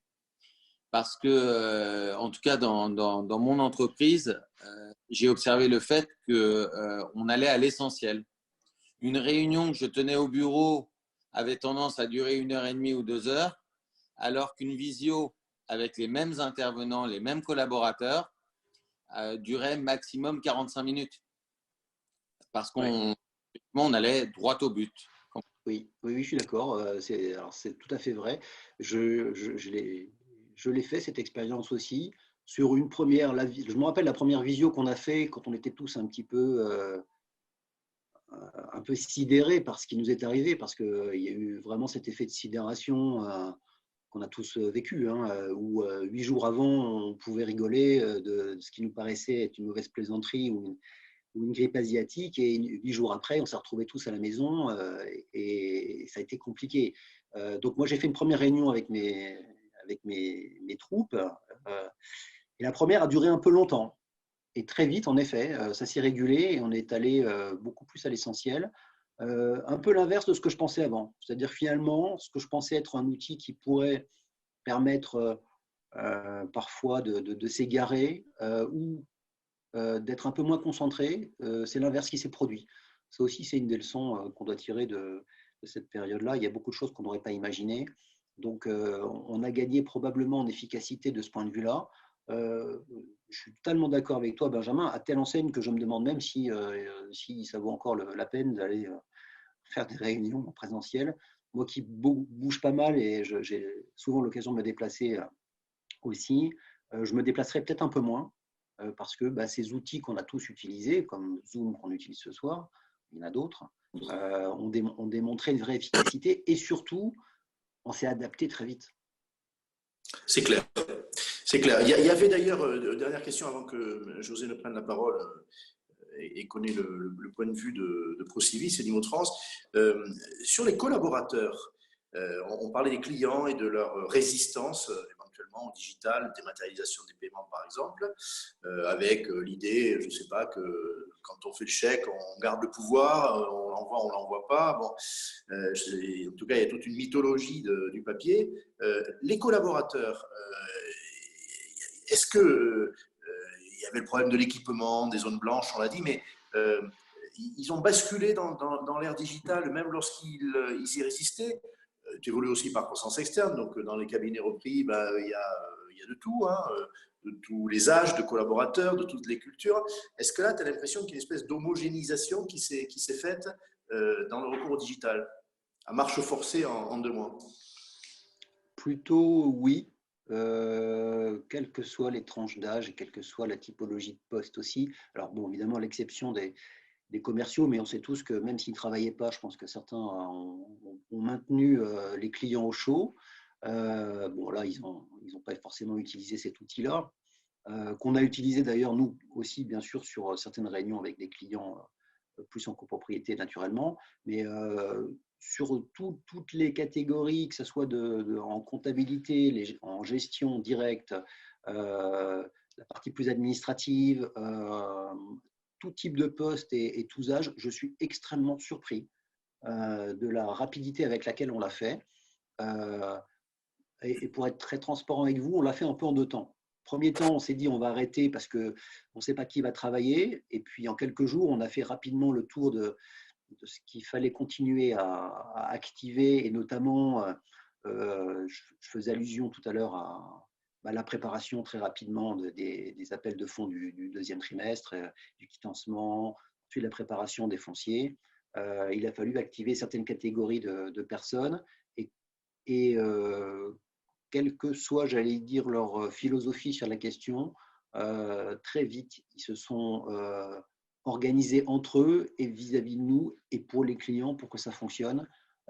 C'était une grande leçon et dont je pense il restera quand même pas mal d'acquis après. Comment les faire fructifier, je ne sais pas, mais en tout cas, oui, pour moi, ça a été assez universel. Merci beaucoup. Je reviendrai vers toi, Eric, sans doute tout à l'heure. José de Jean Mathéo, IMO de France. Alors, ce sont des cabinets, des agences de taille différentes. Peut-être une petite photographie de ce qu'est le réseau IMO de France. C'est important parce que il a été dit par Eric, et c'est un point important, qu'on fait parler avec vous tous aujourd'hui des grandes enseignes. Mais derrière ces grandes enseignes, il y a des entreprises de tailles différentes qui ne sont pas forcément homogènes. Est-ce qu'il y a des petites unités d'administration de biens et de transactions chez Procivis, d'autres plus importantes? Qu'est-ce qui a été modifié?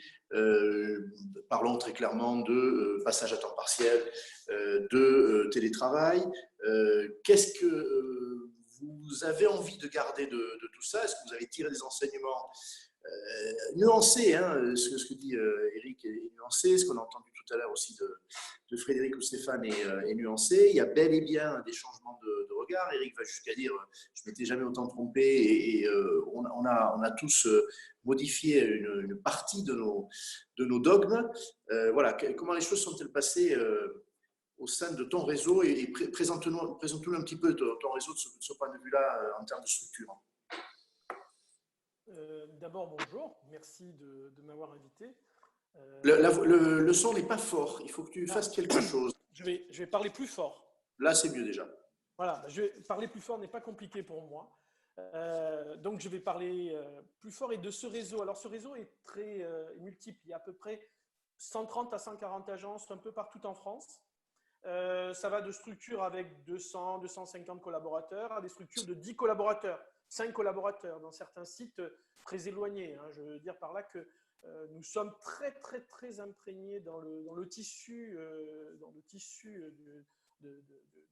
français. Donc, on a vraiment accroché au territoire notre histoire, l'histoire de l'administration de biens, de la transaction dans notre réseau s'intègre totalement avec l'histoire de ce réseau qui a plus de 100 ans maintenant et qui est au plus près des clients, au plus près des territoires, donc des petites agences que dans des villes les plus reculées, je dirais, ou les éloignées, mais aussi dans des grandes villes, Paris, Lyon, etc. Donc on a ces deux choses. Et ce qui est intéressant, c'est que, juste pour rebondir sur ce sens, elles sont à peu près toutes sous une marque IMO de France. Il y a encore quelques structures qui ont des marques différentes, que vous connaîtriez si vous êtes allé en montagne, en Savoie ou Haute-Savoie. Vous avez dû voir des 4807, CIS, qui ont une marque de terroir très proche. Des marques fortes. Voilà, et là, on n'a pas de complexe ou de dogme. Le plus important, c'est d'être en cohérence avec son client, d'être en cohérence avec la perception qu'il a de l'apport qu'on a vers lui. Par contre, s'il n'y a pas de sens particulier, eh bien, l'enseigne structurelle IMO de France, qui porte bien son nom, c'est bien de l'immobilier, c'est bien en France, c'est comme le camembert, c'est écrit dessus. Donc, voilà, on a cette volonté. Ce qui est quand même très, très important, parce que depuis tout à l'heure, on évoque ce qui va rester, comment on a réagi. Il y a quand même quelque chose qui pour nous a été avéré et qu'il faut avérer, je dirais, à l'ensemble des gens qui nous écoutent et à l'ensemble de la population, c'est que c'est vrai qu'à 8 heures, là, on va applaudir les soignants. On met des messages avec des j'aime sur les routiers et autres. On a tous été confinés dans nos appartements, plus petits, plus grands, mais dans nos appartements. Et tout a fonctionné sans problème grâce à un truc, l'huile dans le moteur. C'est-à-dire le syndic qui s'est occupé de tout ça. Il s'est occupé de payer les fournisseurs, de venir aider quand il y avait un problème. Celui qui a fait que notre vie quotidienne dans nos copropriétés, dans nos appartements, au moment où on était stressé, a fonctionné, c'est parce que lui, il a continué à être là. Effectivement, on est allé faire les chèques, on est allé faire des appels de ses charges pour pouvoir payer les fournisseurs. On est allé s'occuper de ses copropriétés. On parle de télétravail, mais moi, je parlerais plutôt de mobilité. En fait, on a accentué la mobilité de nos collaborateurs parce qu'on leur a demandé d'être sur le terrain, d'être à l'écoute, d'être au contact, d'être disponible, d'avoir avec ça de l'empathie. Monsieur Cheminade le disait tout à l'heure, il y a une volonté, une survolonté qui se mettait en place. Une écoute, une dynamique, une bienveillance et une disponibilité qui vraiment s'est diffusée pendant cette période. Donc effectivement, nos collaborateurs, pour une bonne partie d'entre eux, n'étaient pas au bureau, mais étaient en disponibilité du client. Ce qu'on appelle télétravail, c'était très relatif. C'est que, ils passaient le soir et réglaient leurs problèmes et leur gestion depuis chez eux, mais pour autant, ils avaient traité les problèmes de leurs clients. C'est un vrai. Moi, je voudrais vraiment féliciter cette abnégation, cette dynamique, cette force dont ils ont fait preuve pendant une période un peu compliquée, parce que c'était les hommes de l'ombre, ceux qui ont fait que tout est bien passé. Oui, il y a quelqu'un que je dois remercier, par exemple, Monsieur Cubi à Lyon. Il y a eu un incendie, il a passé une partie de sa nuit à traiter les sujets de ces incendies. Il y a toutes ces choses-là qu'on n'évoque pas, et qui se sont… Alors, c'est très bien que tu aies rendu cet hommage-là. Et est-ce que le recours au digital, tout à l'heure, c'était la question de Benjamin aussi, oui. Il parlait des réunions, mais on peut élargir. Est-ce que le recours au digital a amélioré l'efficacité, la productivité de ses collaborateurs, leur réactivité? Quand on parle d'administration de biens, on peut être dans l'urgence, c'est clair. même dans l'urgence vitale. Qu'est-ce qui va rester de ça? Est-ce que le télétravail, alors je ne sais pas s'il avait une réalité dans ton réseau, est-ce qu'il va en avoir une selon toi? Est-ce que vous serez ouvert à ce qu'il y ait du télétravail? Question aussi de la rationalisation. Allez, parlons-nous de ce sujet-là. Je reviendrai après vers tes homologues, tes confrères. Est-ce qu'on peut imaginer, pardonnez-moi, que les ratios de gestion des excusez-moi, que les ratios de gestion des gestionnaires de copropriété ou des gestionnaires locatifs évoluent, c'est-à-dire que grâce au digital, on puisse leur confier davantage de l'eau. Je pose la question parce que elle est évoquée, alors avec crainte par certains qui disent que le digital va nous conduire à perdre de la qualité de relation avec le client et de service au client. Certains pensent exactement l'inverse en disant mais est-ce que on ne peut pas mieux servir le client mais en mécanisant un certain nombre de tâches, en digitalisant un certain nombre de tâches? Voilà, votre regard là-dessus, parce que la culture d'Imo de France et de Procivis, ce n'est pas celle-là à l'origine, mais elle peut évoluer vers ça aussi. Alors, c'est très intéressant parce que, alors je vais reciter Frédéric Cheminade tout à l'heure, il l'a dit, c'est un outil. Le numérique, le digital, tout ça est un outil au service de la mission, notre mission. Donc, si c'est un outil, bien sûr qu'il va permettre de faciliter des choses, accélérer des choses. Il le fait déjà. Ça fait déjà 2 ans et demi qu'on a installé une logique de plan digital, de plan numérisation. Ça fait 10 ans qu'on scannerise des factures pour que les choses soient plus faciles dans la comptabilisation. Donc, ce chemin n'est pas instantané aujourd'hui. Il existe et c'est une continuum. Mais il y a eu une cristallisation, une prise de conscience, une accélération. Une cristallisation parce qu'on s'est rendu compte que c'était fondamentalement utile. Ce n'était pas un projet comme ça, par hasard. C'était fondamental et nécessaire. D'abord pour le fonctionnement. C'était très important parce que dans un moment où on ne pouvait pas rentrer en relation avec des clients, on avait quand même plein de relations qui fonctionnaient avec ces clients. C'était très important parce que eux ont vécu un premier temps de stress et puis tout de suite un deuxième temps de beaucoup d'attention. Ah, mais il y a ça qui ne marche pas, il y a ça qui doit fonctionner, il y a ça qui... Donc, il y a eu plein d'interactions, beaucoup d'interactions. Et donc, l'outil digital a permis, je dirais, de cristalliser cette nécessité d'avoir une relation client beaucoup plus forte et beaucoup plus fluide. On était jusqu'à maintenant dans une distance. Hein. C'est vrai qu'on les reçoit, on les fait venir, on y va. Là, on a intégré la relation. Et donc, on a été beaucoup plus disponible, beaucoup plus ouvert, beaucoup plus facile dans la fluidité de notre communication avec les clients grâce à l'outil digital. Et donc, c'est un outil qui va permettre de faire plus de choses aux gestionnaires. Alors, plus de choses, pas dans la mécanique, mais dans sa capacité de relation avec sa clientèle. Parce que moi, j'accède aux réactions sur les questions du chat. Il n'y a pas unanimité, c'est moins qu'on puisse dire, sur l'opportunité, la pertinence de charger davantage les gestionnaires. Hein. Il y a plutôt des réactions très négatives. Donc, réponds ce que tu veux, mais tu seras dans un camp plus ou moins apprécié. Voilà. On a travaillé il n'y a pas très longtemps sur ce produit. Ce produit, c'est un outil Procivis Lab. Vous pouvez y aller, Procivis Lab sur le net. Que je connais bien. Puisque tu y as participé. Et quand on dit donner plus de choses aux gestionnaires, c'est plus de force, plus de densité.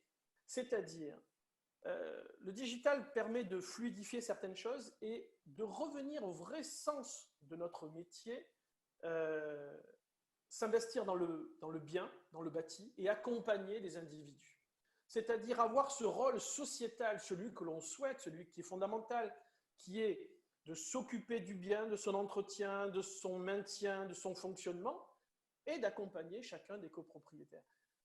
C'est des outils, le digital, ce sont des outils qui vont permettre à ce gestionnaire de regagner cette place fondamentale qu'il veut tellement avoir un bien dont il s'occupe, dont il est fier, dont il estime la nécessité de l'entretenir et de le faire grandir pour qu'il pérennité.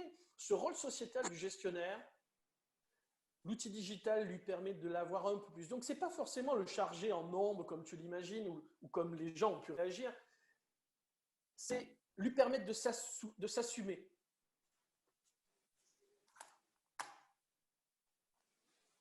José, voilà, c'est bon, tu étais figé. Maintenant, c'est bon, tu bouges. Je rebouge, excusez-moi. Voilà, ça y est, excusez-moi. Voilà, donc pas de méprise sur ce que j'évoquais comme chargé. C'est vraiment reprendre un sens fondamental de son métier. Et ça, c'est très intéressant. Je dirais que c'est densifier l'intérêt pour le métier de gestionnaire. Ce digital permet aussi une relation dans l'équipe entre lui, l'assistante, la comptable, le manager, le patron. On a un outil qui s'est avéré être beaucoup plus dynamique que simplement un outil digital. On a à travers la numérisation, le digital, les outils qui sont maintenant en place. Je fais une relation assez simple entre la transaction et la gestion. En transaction, il y a 15 ans, on est passé à son petit ordinateur et sa base de données à un full web. En syndic et en gérance, beaucoup des administrateurs, nous avions commencé ce processus il y a déjà un moment, mais beaucoup des cabinets vont passer dans ce full web. Et quand on est dans un full web, on peut travailler de n'importe où. Le vrai limite à devoir revenir au bureau, c'est que je ne pouvais pas me connecter partout. La vraie limite est une limite technique. Si maintenant, je peux me connecter partout, je peux agir partout, je peux répondre partout, je peux… Voilà, c'est ça qui est important. Gagner en efficacité. Est-ce que d'ailleurs, ça a été évoqué tout à l'heure par Frédéric, je crois, cette période vous a été le moyen de recourir au digital pour former. Alors, il peut y avoir l'enjeu, on le sait, du renouvellement des cartes et des 42 heures tous les 3 ans, mais tout simplement la formation, il y en a toujours eu significativement dans ton groupe, sur ton enseigne. Est-ce que les enseignements digitaux, vous avez envie de les booster? Est-ce que vous les avez boostés là pendant 2 mois? Alors, la formation, c'est très très important. Je donne des principes, mais évidemment que le travail, c'est l'accompagnement de chacun des collaborateurs. Laurent Vimont, l'autre jour, disait que le numérique, le digital ne se capture pas, il se diffuse. Et donc, c'est ça qui est fondamental. C'est-à-dire qu'on a aussi des gestionnaires, on a aussi des collaborateurs pour qui tout ça est un peu complexe. Donc, la formation, l'accompagnement de chacun est un élément fondamental. La visio-formation, c'est quelque chose qui peut permettre d'aller plus vite dans la courroie de transmission de cette expérience ou de ce savoir. On dit ça et en même temps, structurellement, enfin vous comme moi, le présentiel a de la force, a de la valeur. Quand on est un peu commercial, quand on est un peu relationnel, quand on aime faire des apéros, l'apéro vidéo ne remplace jamais un vrai apéro où on se tape sur l'épaule et on se fait une bise. Ce soir, ça va être un apéro chacun chez soi, hein, après notre… Vous voyez, ce que je veux dire, c'est que bien sûr que tout ça est possible. Bien sûr que tout ça va être utilisé. Bien sûr que faire des conseils syndicaux par vidéo, faire des formations par vidéo, c'est un outil de plus. Mais, vous le lirez dans le document, c'était notre axe. Et quand j'ai entendu dire qu'on changeait d'avis, c'est le cas. On a une grande schizophrénie dans ce moment précis sur ce sujet. On veut à tout prix avoir des assemblées générales avec la proximité, avec nos clients. Mais on ne peut pas les faire. On ne pouvait pas les faire et on va avoir du mal à les faire. Il faut qu'on trouve des solutions pour quand même avoir cette proximité, parce qu'on en a une là en ce moment. Il faut qu'on trouve des solutions pour avoir cette proximité qui soit plus importante que la totale distanciation. Et pourtant, on a prôné, toi et moi, et beaucoup d'entre nous, le vote par correspondance, les assemblées générales vidéo. C'est clair. Alors qu'au fond de nous, c'est bien se rencontrer, c'est bien échanger, c'est bien valoriser le bien, c'est bien donner du sens au projet qu'on a ensemble pour le bien. Donc, le digital va être un outil, peut-être pour certains copros, peut-être pour petites copros, peut-être pour certains conseils syndicaux, peut-être pour certaines difficultés, pour des gens qui sont à 500 km les uns des autres. C'est intéressant, tu as introduit une idée effectivement de flexibilité liée au digital. C'est-à-dire que c'est un moyen de plus, hein, ça a été dit par chacun d'entre vous. À partir de là, il sera adapté à certaines situations, peut-être pas à d'autres. Une assemblée générale avec des gens qui sont entre Montpellier, Paris, Toulouse, pour une assemblée générale à Montauban. Hein. Jusqu'à maintenant, elle se tient à vide. Ben, tenons-la en vidéo, pourquoi pas? On rappellera d'ailleurs que le législateur a voulu l'Assemblée générale digitale pour lutter contre l'absentéisme. Hein. C'était son intention. Tout est bon à prendre du moment qu'on peut se parler, échanger et trouver les moyens de rompre ce qui est aujourd'hui difficile, qui est le rassemblement.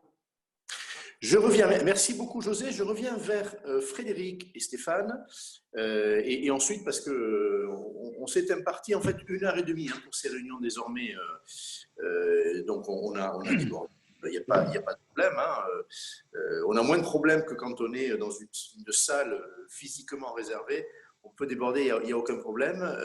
Et en particulier, je demanderai à Émilie, Benjamin et François-Emmanuel de réagir hein, à ce que vous avez dit les uns et les autres. Frédéric, sur la question de la rationalisation, tout à l'heure, je t'ai mené sur le terrain des évolutions d'organigramme, voire des suppressions de postes, vous avez été très clair là-dessus.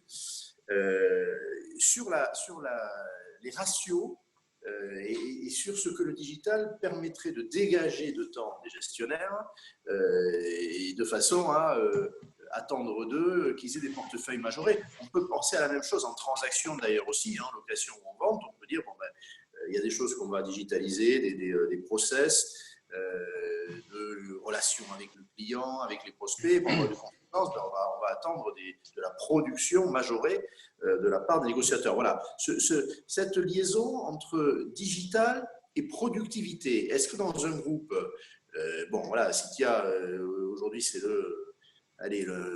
sur le podium hein, des administrateurs de biens, avec des préoccupations aussi bien évidemment financière, même si vous avez un actionnaire particulier. Voilà. Est-ce que vous faites cette liaison entre digital et productivité ou pas vraiment? On ne le fait pas forcément sur le gestionnaire, on va le faire plus sur le poste de l'assistante et de la comptable, avec une capacité à gagner du temps sur des choses qui ne seraient pas à valeur ajoutée et à pouvoir recentrer quand même comme ça notre comptable, par exemple sur le contact client. Et je rebondis sur l'intervenant précédent, c'est exactement ça, c'est favoriser, donner plus de temps dans la relation et diminuer le temps lié à des choses d'ordre technique. Je prends un exemple tout simple et ces 2 mois ont servi à ça, et un exemple très concret, la LRE. On a fait notre campagne d'adhésion, on a profité de ce moment, entre guillemets, en sachant que nos clients, la lettre recommandée électronique. Ah voilà, c'est bon. Excuse-moi, Henri, pardon. La lettre recommandée électronique. On a profité de cette période où on se disait que nos clients devaient être sensibles justement à ça pour promouvoir cet outil qui est un outil de simplification. C'est recevoir par mail sa lettre recommandée, fini pour aller à la poste, mais aussi pour nous aussi, pour une assistante, c'est moins de temps passé derrière un copieur à mettre sous pli, à organiser une future convocation, et on sait le temps que ça représente avec toutes les possibilités d'ailleurs d'erreur autour de ça. Aujourd'hui, on a un taux d'adhésion de 30% de notre portefeuille. C'est juste énorme. Même dans mes plus beaux rêves, je ne pensais pas, dans le cadre d'une première campagne, arriver à ce taux d'adhésion-là. Et surtout, une satisfaction des clients sur le fait qu'on leur propose ça. Et en plus, il y a une économie. On est dans l'ère du temps, il y a un côté écologique, moins de papier, etc. Mais il y a une vraie économie pour nos copropriétés autour de ça. Eh bien, le temps qui va être gagné sur l'assistante, on peut imaginer qu'on va le consacrer à autre chose dans la relation client, au téléphone, sur le fonctionnement, dans l'accueil physique. Pareil pour les comptables, on a parlé des scans, on a parlé de la GED, on a parlé de l'OCR, c'est un vrai gain de temps. On ne fait plus d'enregistrement manuel de factures maintenant. Avec l'OCR, c'est une reconnaissance des valeurs, des libellés et un impact immédiat sur le compte de la copropriété concernée. on pourrait se dire que la comptable n'a plus d'utilité. C'est tout le contraire. Elle ne fait plus ce travail-là, mais elle fait autre chose. Et cette autre chose, c'est par exemple participer de manière maintenant systématique aux révisions de comptes. C'est accompagner le client dans l'explication des factures. C'est prendre son temps au téléphone, et qui sait que des fois c'est nécessaire, pour expliquer les comptes, le fonctionnement d'une copropriété. Donc c'est vraiment, voilà, je pense, on parlait tout à l'heure de taille humaine aussi dans les agences. On a des cabinets qui font entre 6 et 10 000 lots en moyenne, pour prendre cette fourchette large, ce qui veut dire qu'on a entre 3 et 4 comptables. À un moment donné, la suppression de postes, ça voudrait dire quoi? Ça voudrait dire qu'on marcherait sur une jambe. Et si j'ai une comptable, ma seule comptable ou mes 2 comptables qui ont une problématique d'ordre divers, santé, tout ça, j'ai plus personne. Donc là aussi, ça limite toutes les possibilités. À un moment donné, on ne peut pas tirer sur la bête tout le temps. Il y a un minimum de services à apporter, mais c'est par contre laisser et permettre à nos équipes d'apporter une vraie valeur ajoutée dans le cadre de la relation client. Oui, et intéressant d'ailleurs, le métier de comptable qui, à t'écouter, devient plus commercial, parce que ce que tu as décrit, c'est des relations majorées avec le client, parce que la partie, allez, on va dire mécanique, technique, oui, est facilitée. Tout à fait. Exactement. Alors, des internautes te font un reproche, donc moi très honnêtement, je le répercute, d'autant que je suis de leur avis. Tu as parlé de l'assistante et de la comptable. Et donc, il faudrait que tu dises que ça peut aussi être des hommes. Hein, voilà, c'est pas des fonds. Pardon. Bon, c'est voilà. vrai. C'est vrai. Mais à coup de pas. C'était une simplification. On a, pour te répondre, Henri, précisément, on a 80% de femmes dans notre entreprise. Sur ces postes-là en particulier, je pense qu'on dépasse même largement ce taux. Mais c'est vrai, et on a des assistants, et évidemment, on a des comptables. Et on a des femmes gestionnaires. Et on a des femmes gestionnaires. Une question que je pose à l'un comme à l'autre d'ailleurs. Dans le groupe, vos commerciaux, enfin on les appelle comme ça par facilité, même si on voit bien que les autres aussi ont une dimension commerciale, c'est-à-dire les négociateurs vente et location sont des salariés. Oui. Parle du groupe Citia, sont des salariés. Hein, 100% de nos collaborateurs sont salariés. Voilà. Les commerciaux, oui, tout à fait. Stéphane parlait de l'envie de revenir au travail parce qu'évidemment, leur mode de rémunération dépend directement de la production. C'était ça le propos, hein, Stéphane? Tout à fait. D'accord. Leur variable. Leur variable. La part variable. On a 2 statuts différents selon s'ils sont conseillers loc ou conseillers transaction. Mais effectivement, ce qui fait le plus de leur rémunération, c'est bien entendu le variable. Un négociateur, ce qui l'intéresse, c'est ce côté challenge variable. Bien sûr. Une question brutale là-dessus, je pourrais la poser aux autres patrons d'entreprise, mais imaginons demain que le marché de la transaction n'est pas le même dynamisme. Beaucoup l'imaginent parce qu'il y a un certain nombre d'indicateurs qui peuvent y conduire. Et allez, on peut imaginer, je ne sais pas, 20 ou 30% de production de moins. Le modèle salarié, est-ce qu'il souffrira à ce moment-là, chez Citia ou ailleurs? Est-ce qu'il y aura peut-être là aussi du temps partiel chez les négociateurs si le marché, si le sous-jacent se réduit? Comment on peut anticiper là-dessus quand on a fait le choix du salariat? Donc je ne poserai pas la question au bon agent, par exemple, que dans votre giron, c'est un autre modèle. Nous avons fait le choix de sécuriser nos collaborateurs en leur donnant un statut de salarié. D'accord? On a traversé, l'entreprise, Frédéric le disait tout à l'heure, fête cette année très particulière, c'est 30 ans. Et tu le sais bien, Henri, en 30 ans, des crises immobilières, on en a traversé. Absolument. On a toujours rebondi sans se séparer de nos collaborateurs. Il y a toujours, alors c'est une statistique, je ne sais pas si le chiffre est encore bon, mais on sait qu'il y a, bon an, mal an, toujours 4% des logements qui évoluent entre les mutations, la mobilité, les décès, les divorces. Il y a toujours un mouvement, même pendant la crise. Il peut y avoir un raccord sur le prix, sur la valeur. Ça, je suis d'accord. Mais il y a toujours un besoin de se loger. Il y a toujours des gens qui voudront être propriétaires, c'est très français, être propriétaires de leur logement. Et donc, il n'y a pas de raison que la variable d'ajustement, ce soit nos collaborateurs. Donc nous avons fait le choix et nous le maintenons. C'est un choix propre à Citia. Hein. Frédéric le disait tout à l'heure, que ce soit chez Laforêt, chez Guy Hockey et encore plus bien sûr au Bon Agent, le regard est différent.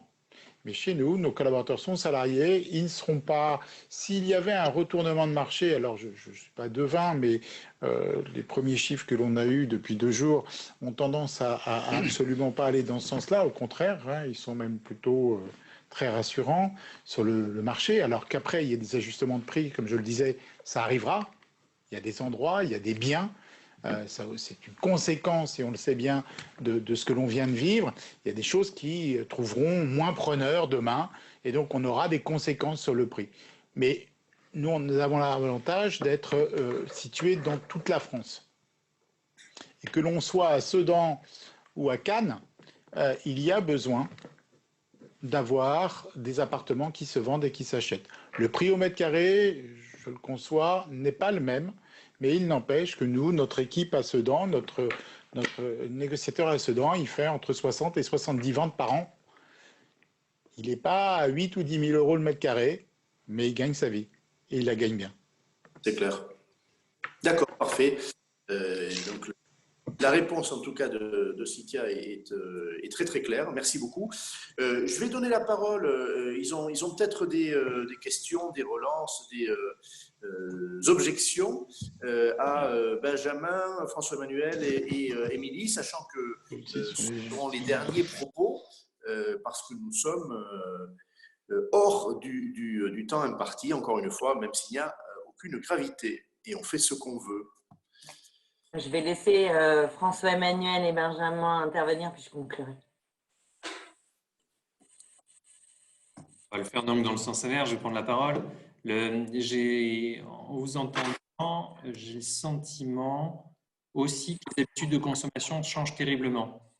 Mes enfants ne m'écoutent pas s'ils ne me voient pas sur le téléphone. Et ce ne sont pas que, je sais que même entre nous, quand nous appelons en visio nécessairement. C'est une façon de capter l'attention. Alors, c'est peut-être un peu plus impactant, et de ce fait-là, on a l'impression de se faire mieux entendre. Et je pense véritablement qu'avec les clients, il y a un moment où le téléphone va devenir presque caduc. Et il faudra bien avoir ces contacts-là aussi en visio. Et c'est peut-être par la contrainte des choses qu'actuellement nous avançons. Je pense que véritablement, ce moment que nous venons de vivre aura été une rupture technologique et va nous accompagner finalement un peu de force sur une nouvelle ère numérique. Et j'espère, mais je l'ai déjà dit la semaine dernière, qu'on ira vers un peu plus de pragmatisme, parce que tous les dispositifs qui ont été prévus, on a parlé de la lettre commande électronique, il n'y a qu'une seule société qui soit habilitée en France pour la délivrer. Donc c'est quand même forcément faire preuve d'un manque de vision. Il y a aussi sur la partie des numérisations de factures, la dématérialisation, on n'est pas très clair non plus sur leur conservation. Donc, est-ce qu'on doit conserver des originaux ou pas? Si vous avez un contrôle de l'URSSAF, typiquement, il n'accepte que des originaux. Donc, j'espère qu'à un moment ou à un autre, on sera un peu plus pragmatique, comme la tenue d'assemblée générale qui doit avoir un compte-rendu détaillant les incidents de connexion. C'est absolument absurde. Donc, il y a un moment où il faudra, j'espère, faire preuve d'un peu plus de concret dans nos relations aussi. Merci beaucoup, François-Emmanuel. Benjamin. C'était extrêmement intéressant de vous entendre, parce que je pense que les approches des groupes et des cabinets, des plus petits cabinets, n'est pas forcément la même si on voit que la digitalisation va nous obliger à travailler différemment. Je pense que l'évolution digitale ne doit pas exclure un certain nombre de nos clients. On a encore un certain nombre de clients qui n'ont pas accès au digital, et je pense qu'il faudra ne pas les oublier parce que c'est une part importante de nos cabinets. Et enfin, la digitalisation va permettre la transformation, comme vous l'avez dit, de certains postes. Bientôt, je pense qu'un comptable, on l'appellera contrôleur de gestion. Et le fait de qualifier son poste lui permettra de passer plus de temps à expliquer les raisons les raisons des facturations d'un immeuble plutôt que juste lui expliquer que cette facture est passée à telle date, que ce soit pour les consommations énergétiques ou autres. Je pense que ça se rapprochera plus du contrôle de gestion et cela est valable pour les comptables, mais comme pour les autres nos cabinets. Et on trouve facilement des collaborateurs, notamment en comptabilité, si la valeur ajoutée et le nom changent. Parce que c'est un métier dans lequel on peine beaucoup dans les écoles à vous fournir des talents. C'est un vrai sujet. Exactement, c'est un vrai sujet et on a une vraie demande à ce sujet. Merci beaucoup. Alors, j'intercale un propos personnel avant qu'Émilie, tout seigneur, tout honneur, clôture ce débat, cette soirée. Je voudrais vous remercier tous les quatre parce que j'ai entendu des choses très claires, très nettes. Vous avez pris position sur des sujets sur lesquels je vous ai mené sans ménagement. C'est le maintien des effectifs, le profil des postes, la charge, c'est est-ce qu'il faut à tout craint basculer dans le digital, et au risque, et vous en avez plaisanté, de dire on est traditionnaliste, vous avez expliqué pourquoi vous faisiez tel ou tel choix, mais aussi pourquoi vous avanciez. Voilà, moi je trouve qu'on n'entend pas toujours des propos aussi clairs sur des sujets qui vous impliquent, parce que c'est des sujets de stratégie d'entreprise. Donc je voudrais en remercier Frédéric et Stéphane, José et Eric. Voilà. Émilie. Merci Henri. Effectivement, je voulais conclure d'abord en vous disant que à réception de l'enquête menée de main de maître par Augustin Optime, elle est en ligne. J'ai été hyper déçue. Elle est en ligne. Elle l'a été pendant la conférence. D'accord. Moi, j'ai d'abord été très déçue de certains chiffres parce qu'en fait, on voit bien qu'on sait s'adapter que lorsque on y est forcé. Et alors qu'en fait, aujourd'hui, il va falloir écouter, suite à cette crise et au mode d'expression et d'effectuer nos tâches et nos métiers, il va falloir écouter les clients et les collaborateurs sur ce qu'ils vont vouloir exactement garder ces nouvelles manières d'avoir exercé nos métiers. Et ils vont choisir en fait de conserver certaines pratiques. Et il va falloir, de notre côté, expliquer en fait, tant aux clients d'ailleurs qu'aux collaborateurs, l'intérêt et l'avantage de garder ces modes nouveaux d'exercice de nos métiers et les avantages qu'ils ont, de façon à ce que nos collaborateurs puissent effectivement, comme le disait José, monter en compétences et se consacrent en fait sur leur vrai rôle. Et le vrai rôle d'un syndic, d'un gestionnaire, d'un transactionnaire, c'est le conseil.